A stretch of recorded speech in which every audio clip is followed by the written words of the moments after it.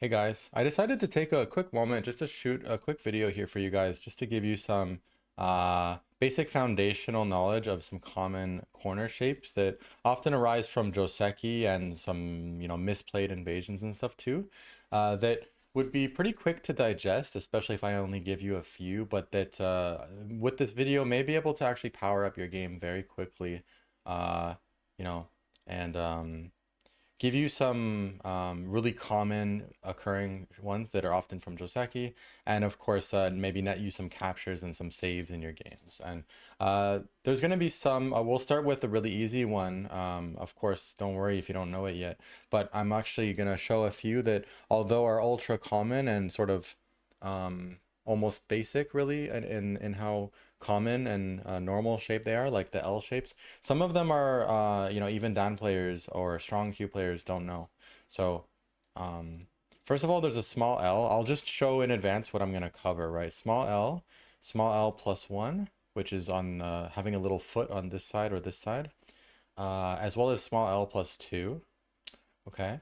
We're going to look at big L, large L. Yeah. And then look at a little bit of like having like the plus one or, um, you know, like if white has maybe a stone here on the first line or a stone maybe on the other side. So um, this will be just a good little starter kit. So we'll just cover these and going more can be another video. So I'm gonna try to make this pretty quick. First of all, let me just tell you that the small L is dead already. So if you get this shape, you need to you need to practice being able to see it. Try to do this in your real games. Try to see it even when there's other neutral point stones making it a bit less of an L, right? So we can see here, for example, that we have like two extra stones that are doing nothing, but still we have our L shape here. So that's the L shape and it's the same. And with the L shape, the liberties don't matter on the outside. So like even if black plays here, which is probably the best attempt at trying to live, the most confusing maybe, but white can just poke the eye here and simply reduce the space now and then make it one eye. If you follow what I call the outside inside method, which is consider in terms of your considerations, you always want to think of playing from the outside first. It doesn't mean that you always do that. Like right now, if you just play from the outside here, you make black alive with the two eyes there. And here, then black doesn't have to block. Black can play here and then black has secured two eyes. We'll do another video sometime about the my outside inside method and seeing that really in action, the kind of the glory of that.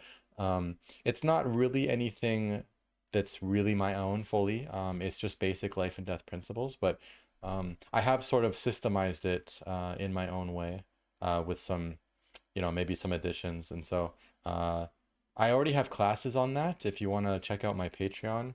Patreon is not just a donation place. In fact, it's only tier one, $3 is like donation. The other one, all of the other ones give you perks that are, I think, well worth the cost. At least that's what current members think. So classes, league play, um, an awesome community within Benkyo League. It's like a Discord sub community, you might say, with a ton of like game reviews, amazing community, lesson prizes, two leagues to play in, minimum one game review per month from me, as well as you get the classes, the video library, the SGFs, game reviews from stronger members, and all this good stuff. And then above that tier, above tier three, the Benkyo League tier, on Patreon, you would get more of like private lesson time. Anyway,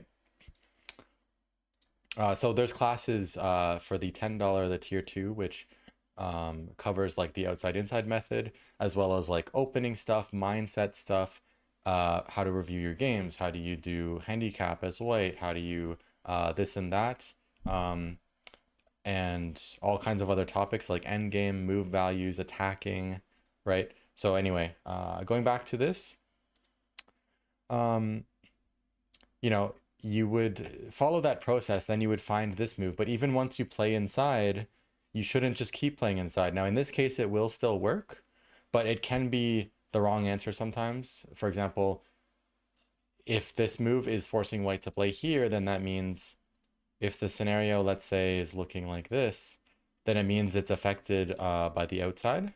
So black has some chance to maybe connect to something, or black can play a move around here in Sente to make you, like after this, black could play here to make you respond. So it's just not the good style. You know, you should prioritize making the eye space smaller because that's what makes it a lower level life and death problem. It makes it an easier problem. You get a one down problem, eventually you follow this process. By the time you're almost at the end of the solution, it's already like 10Q, 15, 20Q problem. Quick example is like if we have this difficult shape, one down kind of problem where we have white ignoring this move and then black descends, white blocks, and then reduce, vital point. So, you know, outside, vital point, inside, right? And then as soon as white responds any of these, you can play outside. And so it follows that flow quite nicely. Let's say white plays here and you connect, and white plays, you know, here, then you break the eye. Here, then you have this throw in, the special inside move. And after the inside move, you go back to the outside move. So there's many problems. In fact, my first time ever solving a problem that was graded 6 down, it's because I followed this system perfectly, and it actually just made it surprisingly, you know, it was a much more difficult problem than this shape, which is already hard for, I imagine, most of my viewers, if you haven't seen it before. But yeah, the system is good. So it's not a system of what actually gets played, it's what you think about. And the key is you don't just play outside moves until you can't anymore and then play the rest as inside moves. You have to keep reverting. You have, you know, you have A and B. You think about A, maybe you do A. And the next turn, you think about A. If A doesn't work, then you do B. But you shouldn't just keep doing B. You revert back to A and try and think about it again. That's the secret. That's the key. Many people know, oh yeah, reduce the space, right? Or expand the space, you know, if you're living or dying. But living or killing, I should say. But what many people don't realize is that you should keep, it's like kind of recursive. It's a loop, right? It's a looping system of, you know, if not A, then B. If not A, then B. If not A, then B. Always think about that A, the outside moves. So going back to the L shapes, let's kind of go fast with this, okay? Because the main point of this video actually is not to really go through these slowly with you guys, but just actually to quickly give you some knowledge, okay? Normally, I prefer the process, okay? The journey is the reward when it comes to Tsumego, Go puzzles. So don't fuss so much about getting the actual answer. Focus on the process of practicing the reading and working that part of your brain so that your reading muscle, so to speak, gets powerful, you know?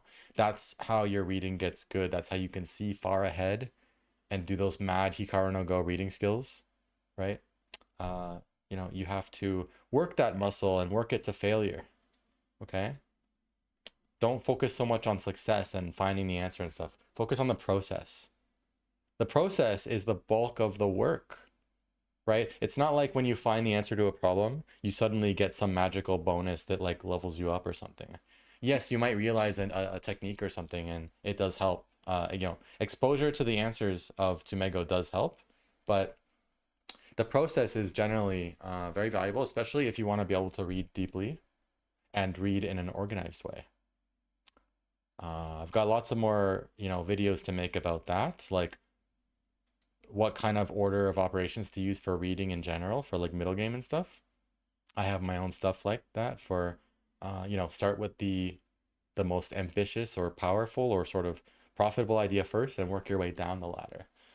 Most people, that's a different topic, but most people, you know, most people are starting off like somewhere in the middle of the ladder with something a little more humble or timid or, you know, not high reaching. But, you know, imagine you start at the bottom of the ladder of like the meekest, humblest possibility that you're exploring, even if you find that there's no problem with it, you're not done. You still have to see, oh, is there something better, right? Can I get more points? Can I, surround more moyo? Can I reduce deeper than this, right? All these ideas. So if you start at the top of the ladder, all you have to do is check if there's a problem. If there's no problem and you started at the top of the ladder in terms of like thinking of the most ambitious, greedy, best thing, then why would you even continue down the ladder? You're done, right? It's already the best thing and you made sure that it has no problem. So then you're done. So starting at the ladder is the sort of the algorithm I would suggest. It also gives you the right attitude, right? The ambitious attitude on the board. People get stuck in their improvement because they get too defensive of their stones and their territories, and sometimes they can't get past that. So anyway, small L is dead no matter what black does. Small L+1 either on this side or this side. So think of it like a little foot, okay? Or a little leg that we've just added to the L shape to make it kind of not an L anymore. That's gonna be alive or dead depending on who plays first. So in this shape, you can reduce from this side. You don't typically want to, if you're planning to play multiple reduction moves, you don't typically want to start with the corner one. Okay, that's one of my tactical tips, because when you do that, you give them like the stone on the 2-1 point, for example, here that suddenly makes this an urgent point. Now you don't have any time to play this. So you weren't able to get that extra one space of reduction, right? So you should start from the side, because even if they take like this, for example, now you can poke it out like that. And then now you can just reduce again and go here and go here, and then it's dead. So reduce, reuse, recycle. I'm just kidding. Outside first, right? So outside, inside, outside, inside, outside. Okay. Now, even if the shape is the other L+1, this is actually a common, this comes up a lot in real games, actually, this one. So if black, plays first, black's alive like that. In fact, black can even block everything normally because it's going to be a 4-point. There's two middles, okay? There's two middles. So it's me, I. You take one, I take the other. So black's alive. You also don't want to have an attitude where you just play here because you're too scared, okay? You need to fight that fear. That's how you keep evolving your go. In order to keep improving, you really, really, really need to keep changing your play, keep throwing away things without, old ideas and favorites and stuff without being too attached. Diversify your game experience as much as you can. Play stronger players as much as possible. I would say that's even more important than Sumego. Seek it out. Whatever you have to do, you need to seek out the games with stronger players. And always, once you're solid on the basics of like you're past most of the DDK levels, and you're at least up to like 12 or 12Q or something like that, the next step is the same steps that anyone who's 5 plus does too. So we all are on the same road once you get to that point that you're solid on connections and liberties and stuff, and you're fine, right? And you're not dying everywhere, and you're past the basics, the very, very basics. Then now it's all the same for everyone. The path is, how can I get more points with fewer stones? How can I increase my points per move efficiency? How can I reduce my defense and other low value moves per game, like the number of them per game? Like I have a student, I'm working with him on this exact goal. And so he started out 20 something per game that we can agree that they're getting like 0 points, some moves, or it's middle game and it's getting like 2-3 points, maybe some small middle stuff, for example, but actually there's like 10-point moves, 12-point moves still available. So open corner still available, even like corner invasion. So we've already reduced it down to like 15-ish or less sometimes. And this is the perfect measure of getting stronger, really. And he even reports lately starting to win more and even doubting like, whoa, am I really, getting this much stronger faster? So Anyway, it's a direct measure of strength improvement, right? If you can play fewer moves per game that someone, let's say around my level or whatever, takes a look and can only find like less than 10 that seem like not far from like a pass move, then you obviously improved if you were doing like 25 before.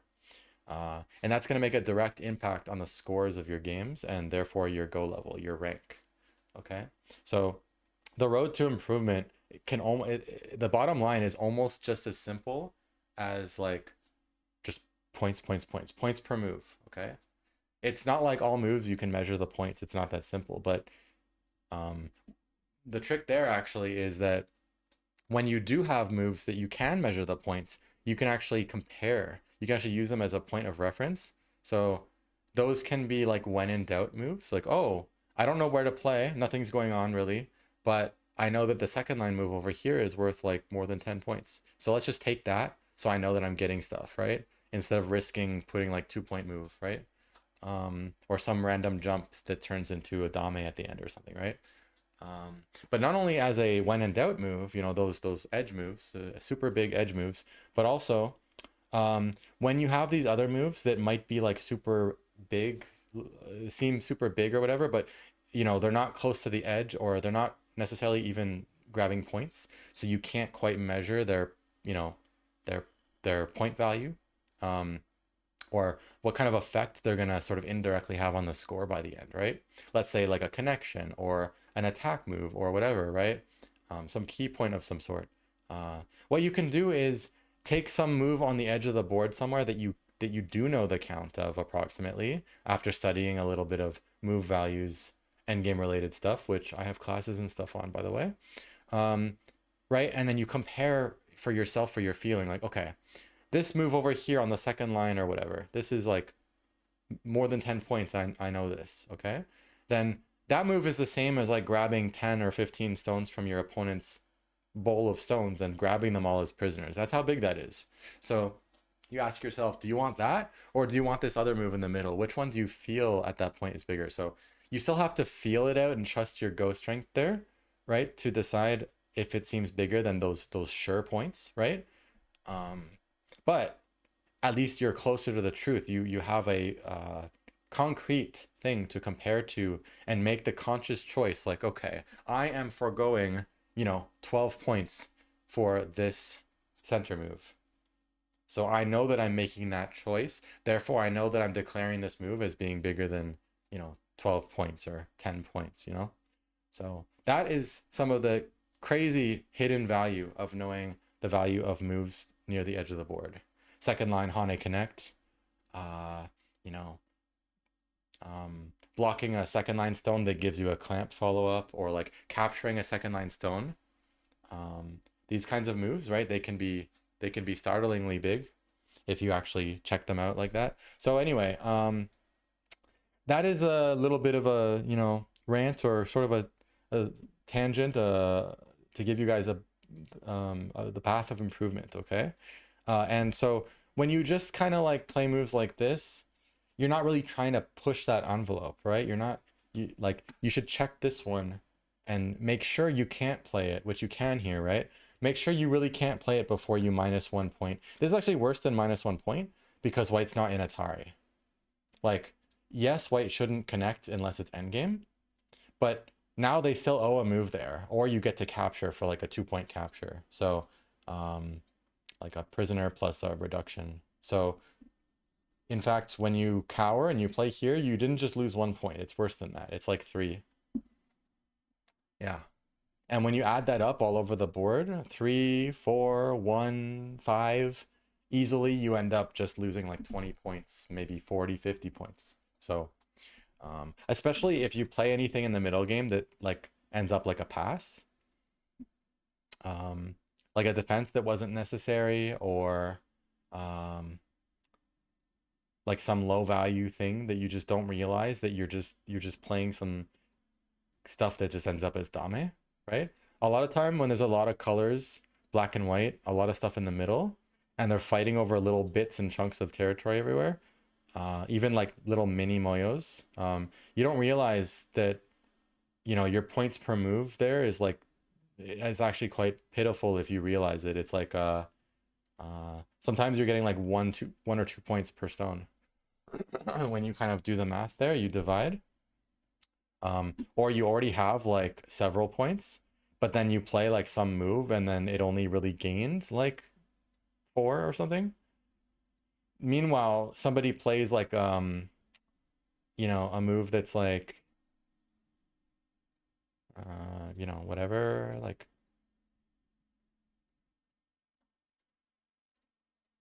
so somebody plays like this, 14 points minimum. This is worth like 14 plus just doing this. And I'm not even going to use this video to explain. If you really want to know, come get those classes, okay? Tier 2 Patreon.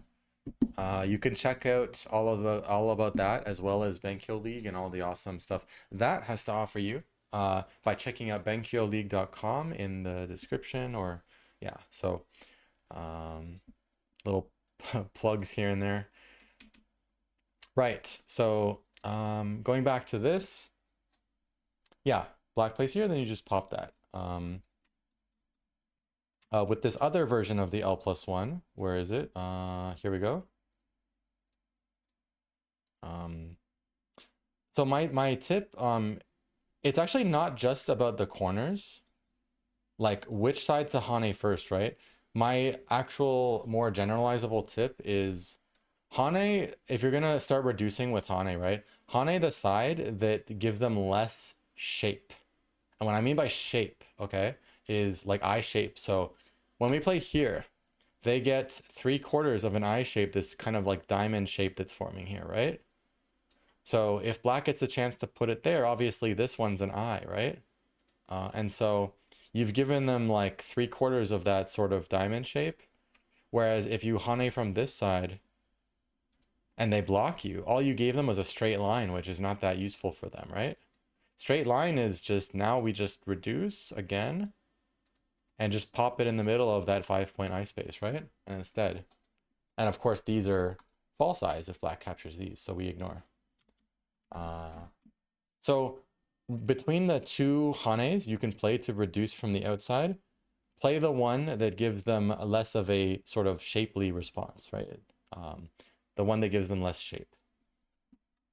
Yeah. Okay. So that means we're going to start from here. Black cannot block because bup, bup, bup, very simply dead. And if here, then space is just too small. So they have no choice but to, like if you're black here, you don't even have to think. This is the only possibility because 5 points like that is like the minimum that could even begin to be alive. So at least in this kind of shape. Yeah. So black has to try to play like this, but then you just pop it and then reduce again, following the system, and then play here. If they play like this one, what do you think? There's actually multiple orders of moves that'll work fine here. You could, you know, follow the system very, very true by reducing again. You don't want to reduce here, right? That just helps black make eye shape. That's terrible. It's not going to work. You can think about it though. You know, if you think about this move, that's at least following the process. But actually executing this move is a mistake. So you can either pop it like this and then bop and then pop it in again. Okay. Again, it's easier. It's very easy once you know the system, which is very simple system. Outside first. Always prioritize outside first. Check if this works. If it doesn't work, then play something inside maybe, right? But if it does work, you know, probably go for it. Just like that. But you can also start with this move, because even if black plays here, you can reduce that again. This is only false eye, right? So after black blocks, we pop, make it one eye, and then throw in. So when you get used to this like very simple system, then problems like these become absolutely a piece of cake. Obviously, if black plays here, they're putting the spotlight on this spot right here, so we need to go in there and pop that pimple for them. Yeah. Okay, let's move on and start wrapping up with this set of shapes. And so now we have the large L. I'm actually not going to use this video to get into it too much, but I'm just gonna like dump the knowledge, not dump, it's gonna be brief, but I'm gonna just give you the knowledge without making you work for it or listen for a while. So the knowledge here, and I'm just gonna put a couple of stones there just to, you know, not make sure you don't think of escapes, right? White starts here. Black needs to Hane to not just disconnect white, but also to threaten, you know, the A and B, the two threats that black has to make eye shapes. If you just go here, then your shape is looking kind of dead.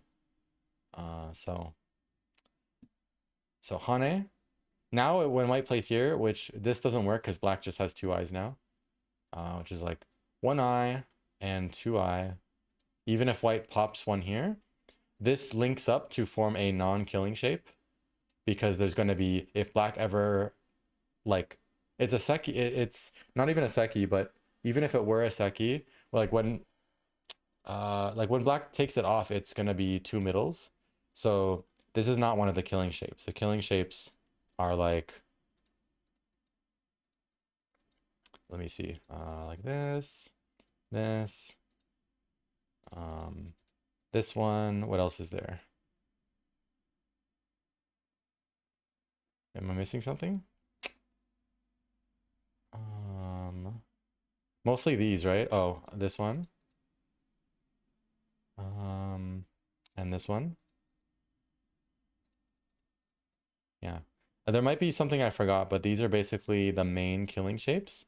Usually when you make this shape inside your opponent's territory and there's no other eye space, like as long as there's only one other eye space next to these, like especially something this big or like this big, as long as like there's only like one extra eye space or so, and basically it means that you can put the opponent's group into Atari from the outside, which therefore forces them to capture this, you know, manually.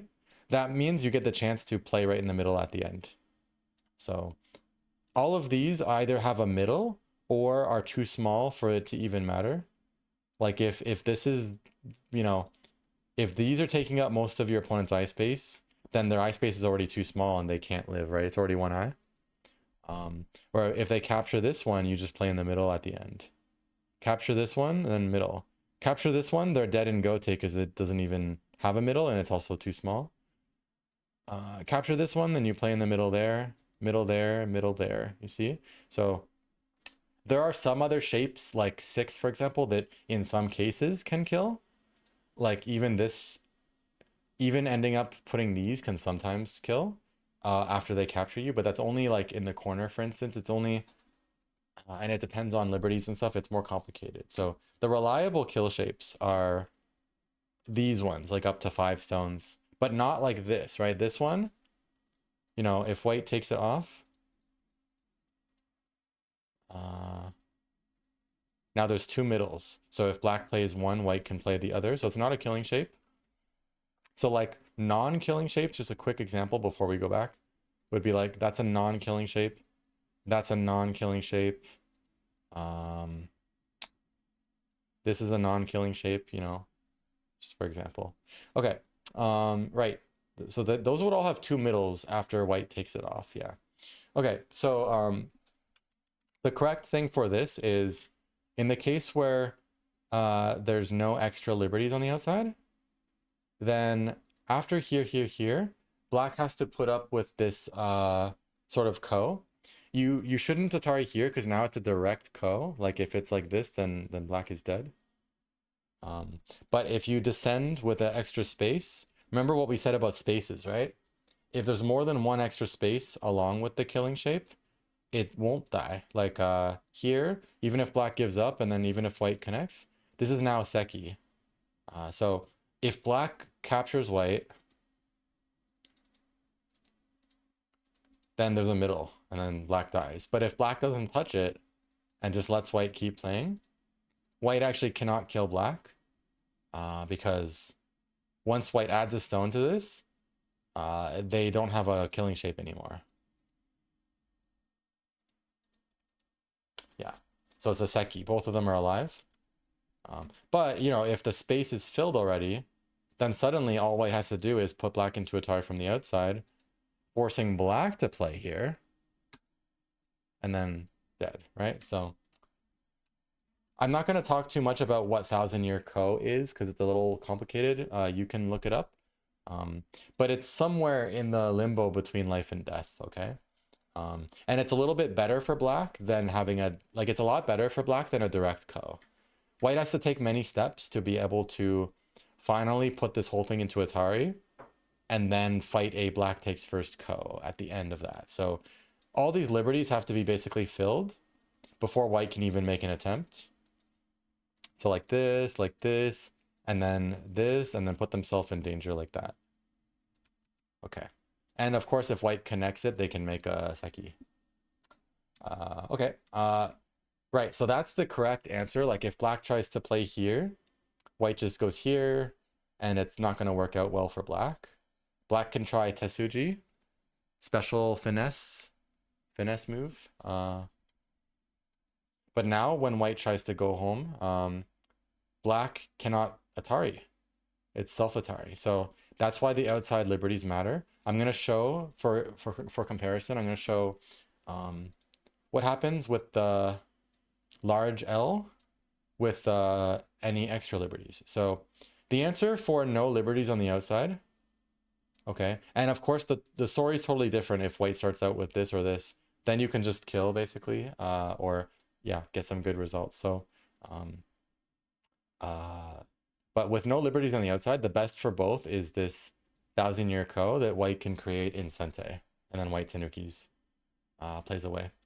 So, yeah, if there's an extra liberty, it's actually a key difference because now black can actually play this Tesuji instead of playing the Hane. If white just goes here, it's going to be Seki like that. If white tries to go here, of course, if it ends up anything like this, then black is dead. Because black has to make sure white doesn't have an eye on the inside and sort of kills black from the inside, like some kind of parasite. So black would have to play here. But then if white just connects, it's a killing shape. Therefore, white must black has to play another Tesuji, which is this. So here, so if black has the outside liberty, right? Then black can play here. And then another weird move, which is self-Atari. Take. Now white's only way to kill this to... White cannot make a killing shape now. Like, this is not a killing shape, it's the zigzag. And this is not a killing shape either. It has two middles. Black is just very, very alive now. So even with like more than two eyes. Yeah, so white must try to go home. But thanks to this extra liberty on the outside, black's actually able to Atari. And white cannot connect. Therefore, white's attempt to kill failed. Or sort of white's denial of the Seki failed. So when black has any liberties on the outside, white must submit with this move and let it be Seki. Although it is a Sente Seki for white, so it is a way that white can eliminate all of black's corner points with one, without losing Sente. And even this move and this move are all Sente. Yeah. So the large L with an outside liberty is Seki, and without is a Thousand Year Ko, which is better for the corner person than a direct Ko, but is still a type of Ko. It's worse than Seki for black, but it's better than direct Ko. Which is why a lot of like strong players will leave this like this even though it's in danger, because the opponent would have to put a lot of effort to kill it, and meanwhile there's bigger moves, in the early game. Like even after the first few moves, still there's, any moves that are like worth more than like 10 points are easily more important, because even if this dies, if it took white like 2 or 3 Gote to kill it, then the math, the division there it might not be that awesome for white necessarily. So unless it's like late game, like very late game. Because 3 moves elsewhere could easily be like 30, 50, like 60 points. So depends on the board. And there's no way that there's going to be like 50, 60 points here, right? So killing this is big, but it's not that big. Right. So the last thing really was like, what if there's stones here or stones here? Maybe we don't need that for this video because like typically there wouldn't be a stone here. It's a bit less natural, but it does come up, but it's like less natural. But I mean, you can kill this though. You have to start here, and then push and cut. And when black tries to make it into a ko, it's not because after this, black has no next move. So that's where the T16 Tsuji comes in. So it's a famous shape. So play here, and then pop, pop, pop, pop, pop. Yeah. And then if there's a stone instead here, this one looks like we can just push. Let me just make sure I'm not gonna say it wrong answer. Seems like we can just push, pop, reduce, and then pop. Let me see. Can black counter with this? Then we counter with this. This. Black is dead. Okay. Yeah. So this one is reduce, vital point, reduce, and then vital point, which is taking advantage of how black cannot. This is self-atari. Yeah. So here, and then it's a killing shape. Yeah. This one's actually, this kind of solution is kind of beautiful in a way, right? Not only it illustrates the system really well, but it's just kind of it's sort of a cool solution, right? Push, poke, reduce, and then special Hane. Okay, so that's all that. I really recommend picking up those corner shapes ASAP. It will be relevant in your games pretty much immediately. And it's just pretty famous shapes and pretty textbook. So, but I hope that whole shtick about improvement, right, and the attitude, okay, you always want to be pushing the envelope. You always want to be analyzing your situation to think like more, more, more. What can I do to get more points, to get a better result? Don't settle, okay? Don't settle and don't get used to playing Go on autopilot where you just plop down the same old moves without any new thoughts. You always want to evolve, okay? And the road of improvement, once you're past the absolute basics, is the same whether you're 10Q, 5Q, or 7 done or 6 done.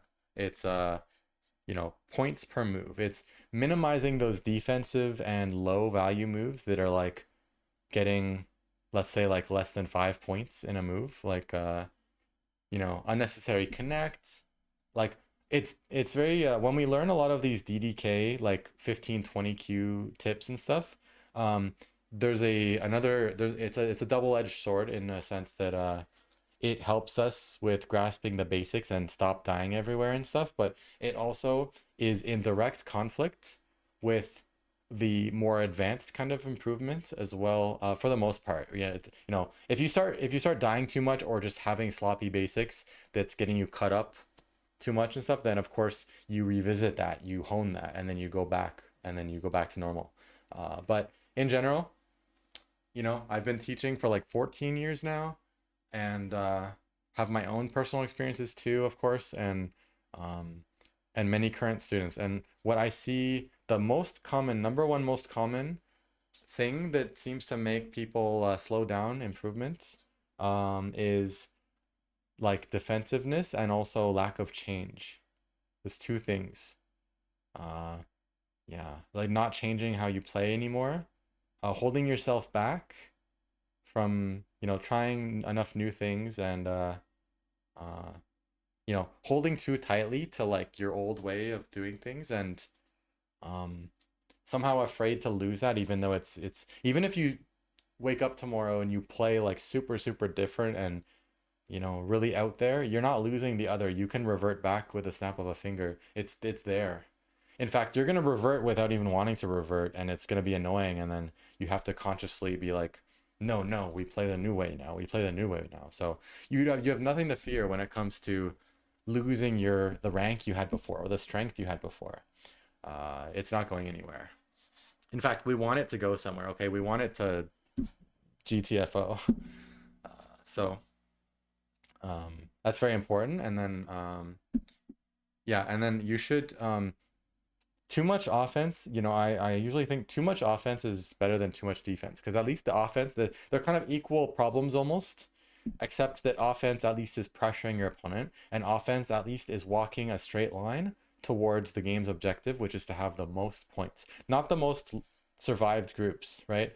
Not the most stones still on the board. It's the most points. That's who wins. And in Go, especially if you're trying to, you know, I think you should, you know, we should all aim higher than we think we can really get.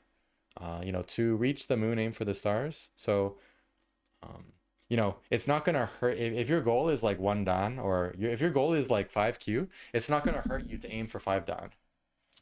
Okay. And when you aim higher, you're gonna like put things on a lower, like you're not you're you can actually operate with a high standard on yourself even though you're not really there yet. I think that's great. It's like it's almost like a fake it till you make it thing. Um like if you want to be like, if you want to play like a pro, or you want to play like 5 dan plus, 1 dan plus, you just have to play like them. Just play like them. You're not going to catch up instantly in their skills, but you can catch up quickly in the mindset and attitude and the approach. Okay, that's what's going to get you there, not just letting your mindset and stuff stay the same, but then just knowledge. It's not going to be like that.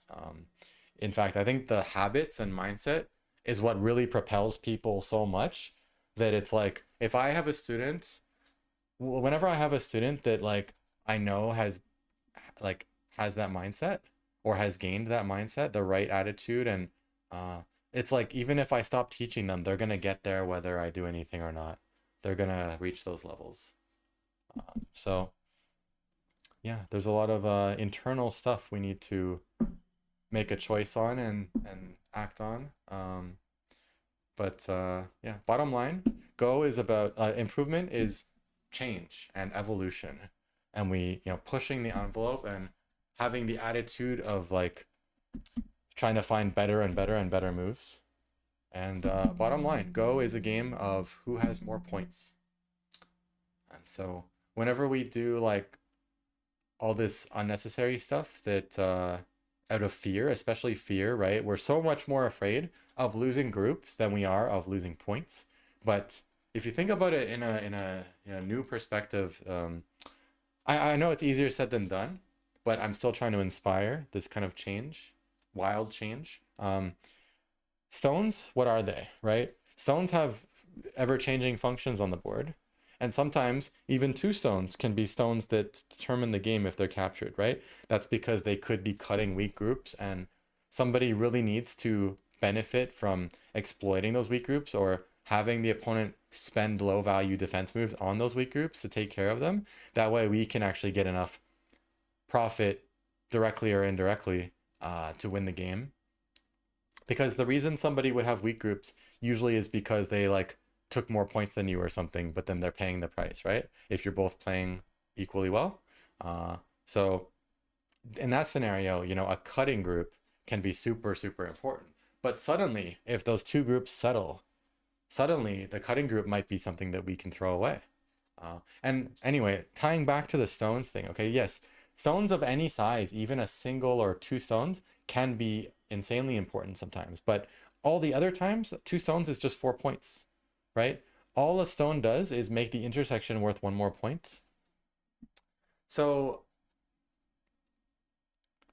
the kind of ironic thing is that when we are so focused on protecting our groups and never getting into trouble with our groups, we're bleeding points in order to do that, right? We're leaving a lot of points on the table because we could be letting our group sit and how it is, and grabbing 10 points here, 15 points there.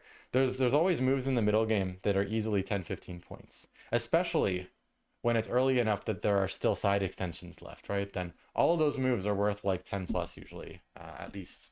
And so every time you play something that's more like 0, then you're literally like sacrificing like 15 points. So you really need to have the attitude of like holding each move to an incredibly high responsibility. Like even if you're like 10Q or whatever right now, if you could just adopt that mindset of like, oh man, each single stone that I put down has like a heavy, heavy burden, right? It needs to be worth like directly or indirectly, it needs to have the value of like, you know, 15 points, right? At least, right? Or you could hold yourself to like a 10-point rule first, right? Easily, there's always moves worth at least 10 or more until we get close to endgame. So even in the end game, sometimes more. Um, so you really, instead of playing in terms of sequences and getting lost in the sequences and the tunnel vision with your opponent, you should really think of like each move is like this heavy stone, this boulder in your hand, okay? And or this like this thing that is just so important. It's like a thing that you spent $1,000 on or whatever, right? $10,000 on. So every move needs to like I'm exaggerating a little bit, but not really because uh, you should put maximum importance on each move. So that's the kind of mindset stuff. Okay, that's the kind of thing that'll make you improve. Um, you just have to copy, just mimic the attitude of like extremely serious and extremely strong players. Um, um, and the final analogy I wanted to make is that because the bottom line of Go is that it's just about who has more points in the end. First of all, we don't have the luxury. If your opponent is taking territory efficiently, especially, we shouldn't just aim to beat the players at our current level. No, no, no, no, no, no. You should be aiming to beat people who are currently stronger than you. That is how you improve. Imagine if everyone in the world was 10Q, right? Then probably we won't see a one down for a long time, right? But we don't live in that world. We live in a world full of like 7 dans, 5 dans, dan players everywhere. So you should play those people as much as you possibly can if improvement is like of 10 out of 10 importance to you. Um, and seek it out in any way that you can think of, and don't be afraid to ask, they can always say no, right? Um, and the second thing is like you need to try to play like they play. Don't play just one step better than you currently play. If you're very, very serious and very, very ambitious, you don't all have to be ambitious. It's okay to just play Go for fun. It's okay to have a bit of a balance between fun and improvement where you're still improving, but and it's not as though the extreme end, the ambition end, is like not fun though, right? It's just that it may lose some other types of fun, or yeah, it's a personal thing, right? But my advice right now is targeted to the people who see their own drive as like a 10 out of 10 or a 9 out of 10. In that case, you should copy the attitude of like the most serious players and the super strong players. And what was the rest? So bottom line is the road we're all walking is this points per move efficiency thing. So that necessarily requires reducing the defensive moves as much as possible, and therefore taking risks. Like, why do 5 Dan plus players and pros, why do they die on the board? Why do they die with dragons? They choose to die, usually, because to not take that risk was at the time to accept a defeat by points, right? And so when they think they don't have enough points, they purposely neglect their groups because in Go, it's it's a bad attitude if you just, and this is common, so don't worry if this is you, but I really don't recommend playing in a way where you're just trying to minimize the margin of defeat. Like, sure, if you got nothing better to do and you just want to get through also the end game with someone for practice in a game that you already lost, then sure. But in terms of a game that you still have a chance to win, which is like most of the game usually, or like you need to go out with a bang. You should maximize your chance of victory, not your margin of defeat. Maximize the odds that you could still win. Do what you need to do, because you can win, and they can make even 7 down, 5 down, 6 down, 7 down can lose games that seem clearly won. In fact, it happens all the time. So, uh, right. You know, that also puts more pressure on your opponent, which is always good in a game of Go, right? Maximizing the pressure and stress you're putting on your opponent in terms of the moves. And also your own improvement, right? It leads to the complications. It leads to the, the awesome stuff happening on the board and the miracles and stuff that, helps you improve with those complications, helps you win, helps you get mistakes out of your opponent, which further helps you win, right? Um, it's just nothing but good. Go is a game that is not, it's not this like total yin yang offense and defense thing that some might think. No, no. It really rewards offense, and offense is absolutely the greatest defense in Go. Let me skip to the last analogy I was gonna make, which is, imagine we're walking along a road, okay, and we're trying to or we're running, right? We're driving, and it's a race. It's Mario Kart, okay? We're doing Mario Kart. We're racing, and then you know, and to go along that road means to gain points, gain points, gain points, or reduce points, which is equivalent to gaining points in Go, right? Um, I mean, sometimes when you grab points, you're also grabbing stuff that they could have gotten, so it's both at the same time. That's obviously a lot better than something that's only doing one. Like whenever you extend on a side or close a corner or whatever in the opening, you're doing actually two things, right? You're gaining, but you're also preventing. So of course that's much better than a move that only reduces or only does one thing. That's the same reason why the middle can be, it's the reason the middle moves can be so small is like 5 reasons, and one of those reasons is that it's often a place where only one color could make points in the first place. Also, it's the center, so it's exposed from all sides, less efficient. The only time the center is like really efficient is usually when it gets extremely huge. Anyway, um, so the analogy then is whenever somebody is defending too much, it's like they just stopped their cart and they just or they accidentally they veered off the road, right? And you know what happens if you've played Mario Kart, right? You know what happens if you fall off the track or something, right? You have to go through that long animation of the little dude like on the cloud, the guy sitting on the cloud. He picks you up and puts you back on the road.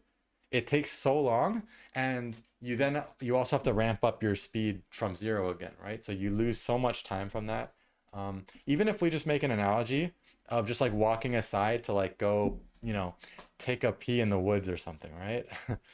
Anyway, you're gonna reach the destination later than your opponent, right? So it's just like in direct conflict. It's maybe it's not going backwards per se, but it's like it's going sideways. And what we want is to keep going in a straight line as much as we can.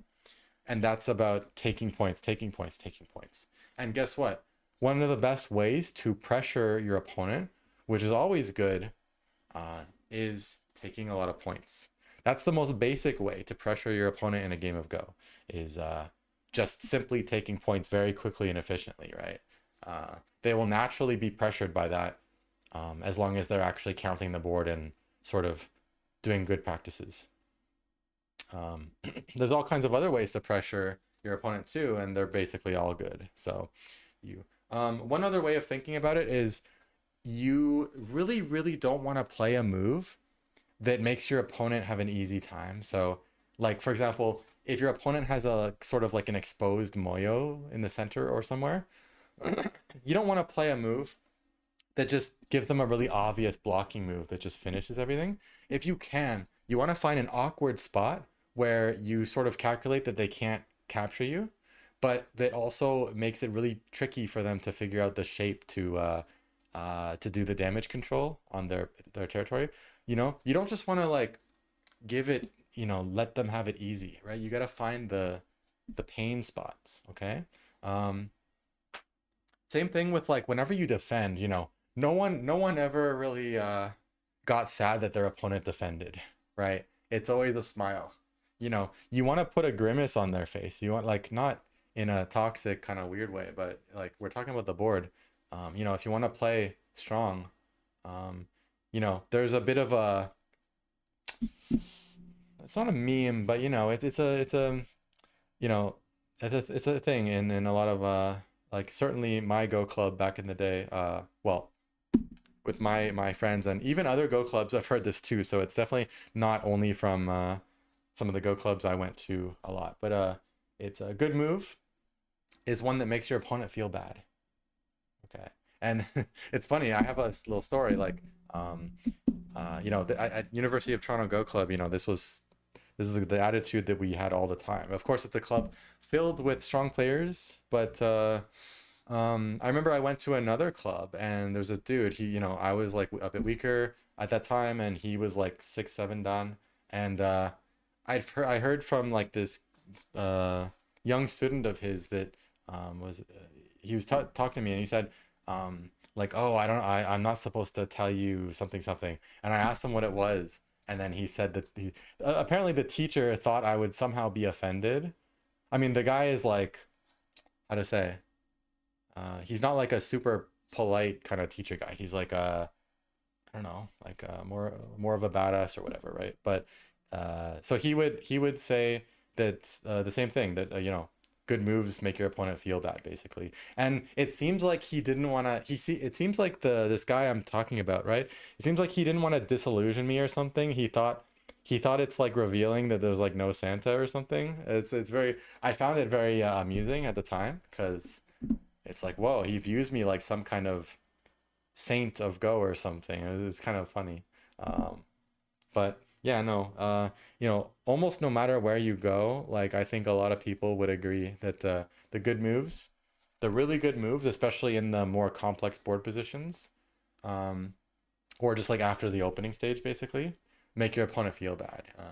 I've even changed my opening moves sometimes just because I realized playing in a different way can make your opponent have a more of a scared time with it in certain parts, like scared to approach a certain corner, scared of a certain pincer, or uh, like even in the opening, you can actually play in a way sometimes that puts pressure on your opponent. It's also why you should build your territories optimistically with like high stones and stuff, so that you know, even if they come in, at least you get to attack them and give them a hard time and benefit from the wonders of attacking. uh if you just build like a flat territory and you keep closing it at the first chance and you keep playing so tight, your opponent doesn't have to do anything. You're just simply not even taking enough points to be a scary threat. So when you make territories in that way, your opponent can just completely ignore them, and it's just not even like a win condition for you anymore. So, you know, it's good to set up win conditions in different ways that add further pressure to your opponent and more ways for you to win, right? This is where Go sometimes connects to other games, right? When it comes to this idea of win conditions, at least that's how I see it. Like pressuring your opponent on just simply having more points is a basic way to pressure and a basic win condition. But other ones could be like a big moyo, or you know, set up a situation where you can like try to kill them. Maybe like you make a bunch of thickness, uh, you make some stuff that they think that they have to go into, and then you attack it and you see what you can get from attacking. Um, you know, or you know, you're super good at endgame, you're like Lee Chang Ho or something, you're Park Young Hun, and then you try to bring the game to endgame so that you can do better than them there, right? That's another strat. You know, there's all kinds of yeah, there's all kinds of ways that you can have like win conditions. Um, so the bottom line, more points, more pressure. Okay, all of this good stuff. It will give your opponent more mistakes. It will make you improve more because of the complications and the adventurousness and all the different things you'll learn about Go more. Um, and you'll keep improving, yeah. So um, that's my big long, you know, rant for now about that stuff. And along with it, we've got some you know, important life and death shapes, even a good taste of the outside inside. Uh, method for life and death.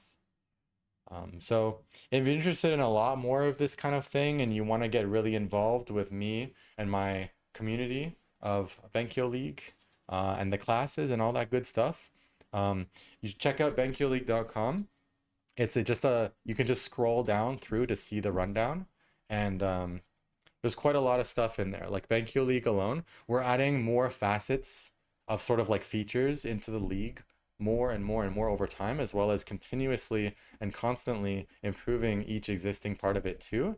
And despite all the different learning benefits in there, such as like the classes, the videos, the SGF files, uh, the different exclusive channels, like the study group channel, for instance, the Benkyo League Dojo, which is a give and take game review system for the members, the game reviews that I do of the main Benkyo League games that people play each month, the title tournament thing, the fun stuff, and uh, the prizes for the leagues where you can get lesson time just from that, even if you're not above tier 3 on Patreon. Where above tier 3, of course, is where you get some guaranteed one-on-one lesson time. So a lot of cool stuff to check out in there. I highly recommend it. Obviously, it's my own thing, so of course, right? But what the members seem to say a lot is that despite all the actual sort of learning Go specific benefits, the best thing that the thing they like the best is the actual community. So it's true. We really feel like a family inside there. It's we really get to know each other. We talk about more than just Go.